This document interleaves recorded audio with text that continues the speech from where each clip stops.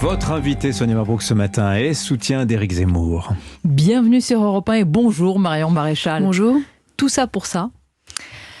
Écoutez, tout ça déjà pour faire en sorte qu'en quelques mois seulement, nous atteignions malgré tout 7%, même si c'est décevant. Parfois, il faut des années, vous savez, pour construire sur un socle pareil. Une fois de plus, un parti de 120 000 adhérents qui va être porteur d'avenir, puisque Reconquête ne va pas s'arrêter là. C'est un parti qui va compter dans les semaines, les mois, les années à venir. Ça n'est que le début de l'histoire. Et puis, malgré tout, quelques victoires, j'ai envie de dire symboliques, politiques, comme le fait que le cordon sanitaire s'est affaibli durant cette campagne. Je crois qu'Éric Zemmour y est largement pour quelque chose. Donc pas de regret, même si évidemment, je vais pas vous mentir, il y a une déception évidemment. Alors au-delà des éléments de langage, quand je vous ai demandé tout ça pour ça, ça veut dire quitter votre famille politique d'origine, rompre ou du moins vous éloigner de Marine Le Pen, vous engager pour Éric Zemmour, affirmant qu'il a le plus d'atouts pour finir à 7%. La question, tout ça pour ça, pas de regret ce matin ? Non, pas de regret, parce que vous savez, en politique, je pense que la motivation la plus saine, c'est d'abord la conviction et la cohérence. Et moi, quand j'ai rejoint et j'ai décidé de soutenir Éric Zemmour, je l'ai fait dans ce cadre-là. Voilà, donc il y a une bataille qui a été menée, il y aura un bilan qui sera fait de ce qui a fonctionné, moins fonctionné. Ce que je pense à froid, j'ai envie de vous dire, c'est que la mécanique du vote utile impulsé par les sondages a fonctionné à plein. Maintenant, voilà, on va pas pleurer sur le lait renversé, il va falloir avancer. Ce que je pense que nous avons été clairs hier sur ce qu'il maintenant convenait de faire, c'est par souci de cohérence, Éric Zemmour, et moi-même je l'avais annoncé avant le premier tour, si ce duel se présentait, appel à voter pour Marine Le Pen face à Emmanuel Macron, sans ambiguïté, parce qu'évidemment Emmanuel Macron est le principal adversaire. Ce que j'espère maintenant, c'est que le cœur de l'ADN de Reconquête, qui est celui de faire en sorte que les électorats, les cadres et les élus de droite se parlent, continue de vivre. Peut-être en partenariat avec Marine Le Pen si elle le souhaite, mais la balle est dans son camp. On va en parler justement des gestes que vous attendez, mais plus que tout autre ralliement à Éric Zemmour, Marion Maréchal, forcément le vôtre a revêtu un caractère particulier, mêlant rupture politique et éloignement familial. Est-ce que c'est résigné que vous appelez à voter Marine Le Pen ? C'est pas, évidemment, j'aurais préféré appeler à voter pour Éric Zemmour au second tour. Je vais pas vous dire le contraire, parce qu'il y a quand même une singularité de ligne, d'approche, de stratégie. Il y a quand même des différences sur le plan économique, sur la position européenne, sur même l'approche civilisationnelle qui est faite par Éric Zemmour, et une approche plus tournée autour de la laïcité pour Marine Le Pen. Donc, évidemment, même si face à Emmanuel Macron, il y a pas de doute à avoir, parce que bien évidemment, Marine Le Pen est beaucoup plus proche de ce que je crois bon pour la France qu'Emmanuel Macron. Ce que j'espère maintenant, c'est que les erreurs qui ont été faites en 2017, et j'en parle d'autant plus librement que j'étais encore partie prenante avant de quitter la politique en 2017, ne seront pas réitérées. Lesquelles, par exemple ? Pour passer à l'époque de 21 à 50+1 et cette fois-ci de 24 à 50+1, il va falloir rassembler, et pas seulement dans les mots, ça veut dire qu'il va falloir... Oui, mais rassembler la gauche, apparemment c'est ce qu'elle vise, Marine Le Pen. Vous avez demandé hier, Marion Maréchal, des gestes. Êtes-vous vraiment en mesure, avez-vous vraiment les moyens ce matin de demander à Marine Le Pen des gestes et une clarification ? C'est une question de cohérence, c'est-à-dire que c'est vrai que vous avez raison de le rappeler, avant le premier tour, Marine Le Pen a parlé de gouvernement d'union et elle a d'abord tendu la main à ce qu'elle appelle les souverainistes de gauche, les chevènementistes de gauche. Elle a cité notamment Arnaud Montebourg. Le chevènement lui-même a appelé à voter Emmanuel Macron, mais Arnaud Montebourg, selon moi, a quand même des positions immigrationnistes qui ne sont pas compatibles avec le projet du camp national au sens large. Donc ce que j'espère, c'est qu'il n'y aura pas d'enfermement de ce point de vue-là et qu'elle saura tendre la main, matérialiser des alliances et un dialogue avec Éric Zemmour. C'est-à-dire qu'après avoir subi des trahisons, après avoir été vertement critiqué par Éric Zemmour, Marine Le Pen devrait aujourd'hui ouvrir les bras à ceux qui lui ont mordu la main hier. C'est bien ça ce que vous lui demandez ce matin ? Je pense que quand on veut être président de la République, il faut être capable de rassembler et de rassembler tous ceux qui partagent l'essentiel. Or, Éric Zemmour, avant même que ce premier tour n'ait lieu, lui, d'ores et déjà, avait dit par principe qu'il était ouvert au dialogue, aux alliances, parce qu'il s'agit évidemment de pouvoir faire 50+1 à la présidentielle. Pour ça, il faut une équipe, il faut un gouvernement quand même, il faut des compétences. Et donc, il ne faut pas se retrouver isolé dans le paysage politique. Vous doutez des compétences autour de Marine Le Pen ? Il en faut. Ce qu'il en faut, je veux dire, c'est que je crois qu'aujourd'hui, ça ne suffit pas. Il faut pouvoir élargir auprès des Français, bien sûr, mais aussi auprès des cadres et des élus politiques qui peuvent gouverner. Et donc, à partir de là, alors on peut s'asseoir sur les 7% que représente Éric Zemmour, mais enfin, malgré tout, c'est quand même une dynamique importante et je crois qu'il y a a quelque chose de cohérent à pouvoir construire quelque chose ensemble, parce qu'au-delà de la question des présidentielles, il y a la question aussi des législatives. Il y a demain le fait d'avoir une majorité parlementaire, et là, nécessairement, ça ne peut fonctionner que par coalition. Aucun parti ne gagne seul. Certes, vous parlez de rapprochement, de rassemblement, au moment où Marine Le Pen veut au contraire éviter ce rapprochement pour parachever son processus de normalisation et de dédiabolisation et ne pas justement être associée à la radicalité d'Éric Zemmour. N'êtes-vous pas en contradiction avec cela je pense que c'est une erreur. Voilà, je le dis clairement, et on le disait d'ailleurs avant même que ce premier tour se tienne. Quand on regarde les résultats ce matin, l'erreur est plutôt dans votre camp. Alors, quand c'est une erreur, quand on veut faire 50+1, une fois de plus, là on est sur un premier tour à 24%. Si on veut gagner, il faut pouvoir impulser une fois de plus une dynamique, il faut pouvoir rallier des gens, il faut pouvoir créer des coalitions. Alors, donc on le déplore ou non, aucun parti ne gagne seul. Je vous dis, ça a déjà été vécu en 2017. Elle ne pourra pas déjouer le scénario de 2017. Je ne dis pas cela, je dis que la balle est dans son camp. Voilà. Et que je pense que se contenter de faire un gouvernement d'union avec des gens de gauche comme Arnaud Montebourg, déjà m'apparaît un fantasme totalement irréalisable, parce que ces gens évidemment ne viendront jamais. Et enfin, je pense que même les positions extrêmement claires de Jean-Luc Mélenchon hier, dit gauche populiste, souverainiste, soi-disant compatible avec le populisme de droite comme on l'appelle maintenant, montrent bien qu'il y a une véritable fracture. Oui, voilà. Marion Maréchal, clairement, quand on voit les sondages, 3 électeurs d'Éric Zemmour sur 4 sont tentés d'aller voter Marine Le Pen. En quoi a-t-elle besoin de vous? Elle peut s'adresser directement à ses électeurs, à ses Français. Mais de toute façon, il faut s'adresser directement aux électeurs et aux Français, mais ça implique aussi de travailler avec des hommes et des femmes et des cadres politiques, parce que l'avantage qu'a Éric Zemmour, j'en suis convaincu dans cette campagne, c'est qu'il a autour de lui constitué une équipe hétérogène qui vient du RN, de LR, des ex-MPF, de la société civile, des Gilets jaunes, de Debout la France, et qu'à partir de là,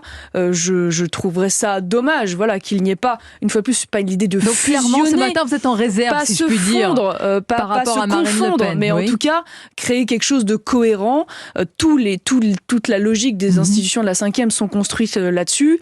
On voit bien qu'aujourd'hui, les Républicains sont morts. Ça, je crois que c'est la leçon qu'on peut tirer de cela. Mais juste encore une question plus personnellement. Est-ce que vous pourriez vous engager? Je vais jusqu'au bout de cela. C'est-à-dire que quand on voit, par exemple, qu'un Éric Zemmour arrive à quelques victoires malgré tout importantes à Paris, il est 3e, 4 fois plus que Anne Hidalgo. On sait que le Rassemblement national est beaucoup plus faible structurellement dans la plupart des grandes villes. Il y a quand même un socle intéressant qui s'est construit autour d'Éric Zemmour de ce point de vue-là. C'est peut-être aussi une manière de parler à ces électorats des grandes villes qui sont peut-être moins enclins spontanément à voter pour Marine Le Pen. Voilà. Mais ma question, justement, elle allait dans ce sens-là. Est-ce que vous vous engagez, par exemple, est-ce que vous voudriez vous engager à des meetings communs, être présente sur la photo avec Marine Le Pen? Est-ce que cela passe aussi par ça avant des accords potentiels ou possibles pour les législatives? Non, mais de toute façon, il n'y a pas eu de conditions à l'appel au vote que nous avons donné. Voilà, il a été clair, franc, Éric Zemmour l'a dit lui-même, il n'est pas un marchand, donc ça n'est pas le but, c'est pas de marchander ou de conditionner. Quoi qu'il arrive, nous, je vous dis, dès aujourd'hui, on travaille aux législatives comme si nous étions seuls, mais nous avons tendu la main et nous avons appelé à ce que nous puissions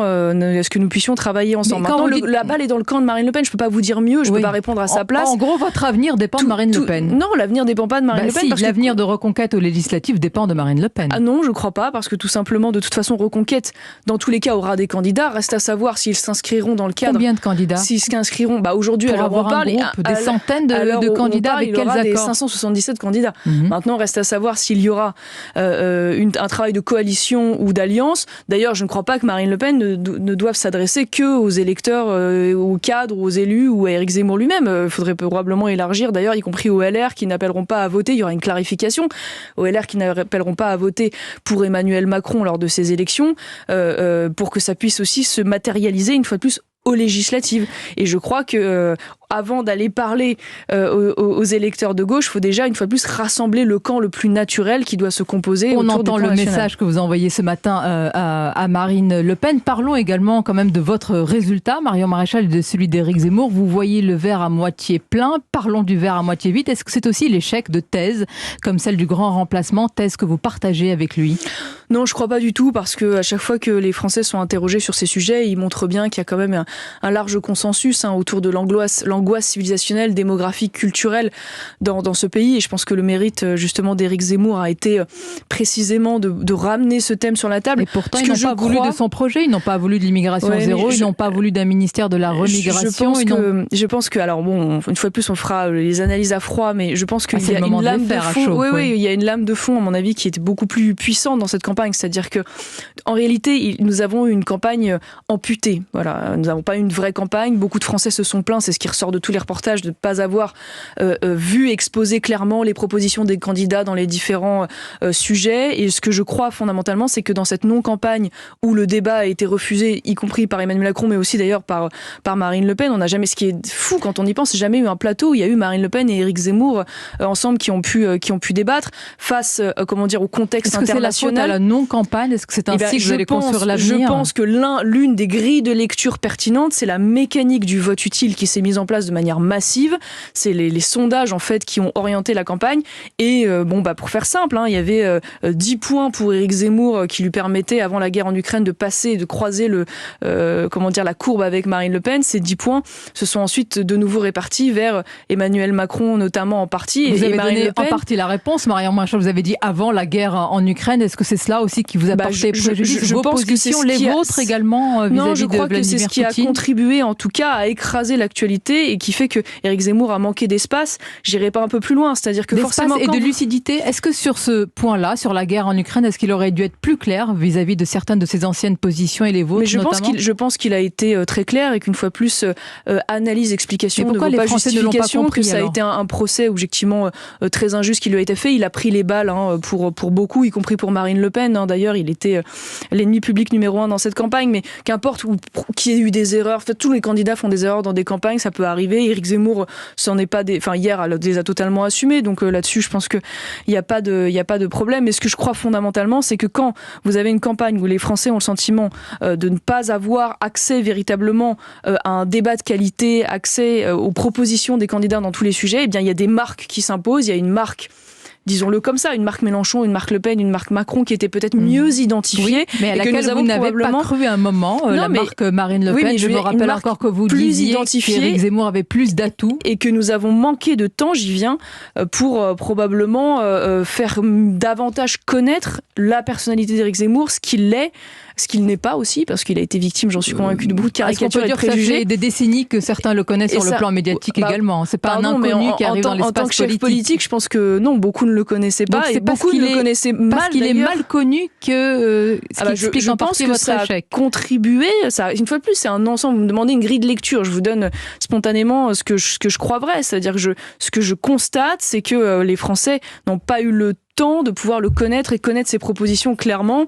Et de ce point de vue-là, c'est aussi notre responsabilité. Je dis pas le contraire. Il y a eu une entrée en campagne avec la création d'un parti en décembre. Ça fait 5 mois qu'Éric Zemmour a lancé un parti politique. Il faut quand même pas oublier ça.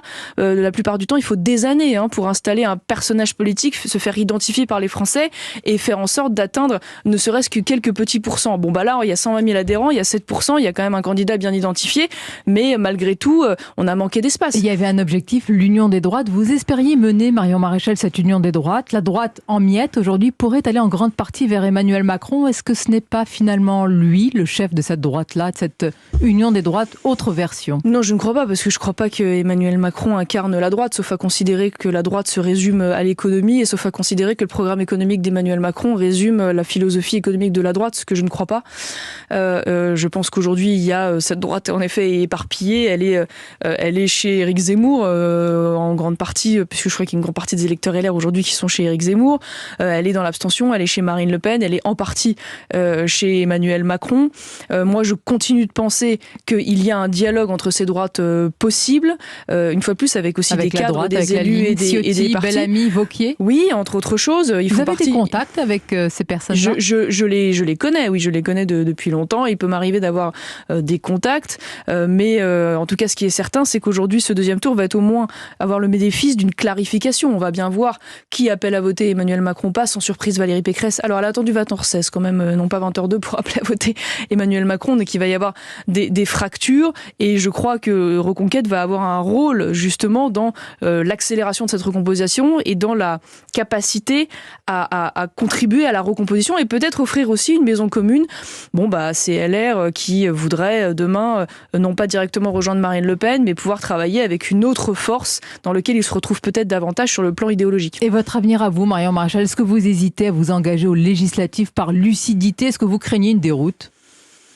Non, alors moi, comme j'ai dit dès le départ, je ne suis pas sûre de pouvoir personnellement y aller pour des raisons personnelles. Dans tous les cas, je serai partie prenante dans la mesure des souhaits de l'équipe en place de ces législatives pour impulser une dynamique. Et d'ailleurs, nous allons d'ores et déjà y travailler dès aujourd'hui, préparer les candidatures, préparer le message. Maintenant, il est évident que si il y a un cadre de coalition, nous serons plus efficaces que si nous partons seuls. Et c'est vrai que ce serait dommage d'avoir construit tout ça sans que derrière ça se traduise par une majorité de députés à l'Assemblée. Donc nous allons tout faire pour cela. Ça ne dépend pas que de nous aujourd'hui, indéniablement. Ça dépend aussi de la volonté de Marine Le Pen. Donc une fois de plus, la balle est dans son camp. Dans tous les cas, Reconquête ne fait que commencer. Pour conclure, vous avez parlé de camps. Il y a 2 camps, 2 France, 2 blocs, peut-être aussi avec cette campagne qui démarre. Emmanuel Macron, Marine Le Pen. La surprise, c'est qu'il n'y a pas de surprise. Est-ce que vous croyez vraiment qu'elle peut gagner ? Je ne sais pas. Vous avez le mérite de la sincérité. Les sondages ont l'air belges. De manière générale, j'essaye globalement de dire ce que je pense, y compris quand on me reproche que ce soit des éléments de langage, mais j'ai sincèrement, et je crois sincèrement que Reconquête peut encore transformer la vie politique sur le moyen long terme, même si on n'y est pas parvenu à court terme. Ce que je crois, c'est que... vous ne savez pas sincèrement si Marine Le Pen peut gagner. Je ne sais pas si Marine Le Pen peut gagner, si je m'en tiens au sondage, puisque maintenant, manifestement, c'est ça qui détermine l'élection. Je demande votre avis. Vous connaissez la famille politique de l'intérieur. Il y a semble-t-il, une chance. Une fois de plus, je pense que pour ça, il faut avoir des conditions de rassemblement à l'entre-deux tours. Ça ne peut pas passer que par un dialogue avec la gauche populaire ou souverainiste. Ça doit passer aussi par des alliés et par des coalitions et des alliances. Donc voyons maintenant comment cela se dessine dans les jours et les semaines à venir. La balle est donc dans son camp, dites-vous ce matin. Exactement. Merci Marion Maréchal d'avoir été notre invitée ce matin sur Europe 1.